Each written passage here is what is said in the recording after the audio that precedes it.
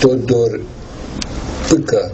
un prieten bun cu Pucă, un mare grafician, și Todor Pâcă scrie într-una din zonele lui,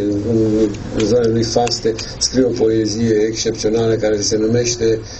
Scurtă despărțire. Vă lasă în valea, spune el, vă lasă în valea acestei stinse plângeri, orice sfârșit își află în început, mă duc eu primul, sunt mai priceput să pun din vreme șeile pe îngeri, zvântați cu zâmbet aripile plânse, vă aștept la grajdurile de smarald, nu vă grăbiți încă amiaz, și cald, dar eu vă aștept și chingile sunt strânse. Când veți veni în Amur sub înserare, vom călări frumoși prin Elizeu, în cavalcadă până la Dumnezeu, descălecând la tronul la picioare, ne vom prosterna cu frunțile alese pe lesbea de nouri luminată. Cel mai voinic din noi va spune: Tată, ți s-au întors feciorii cu mirese, pe unde ne-ai trimis a fost și bine și rău a fost pe drumul străbătut, dar tot ce ai spus să facem am făcut și nu te-a dat niciunul de rușine și acum ne-am întors, ne iată, ce altă slujbă ne așteaptă, Tată.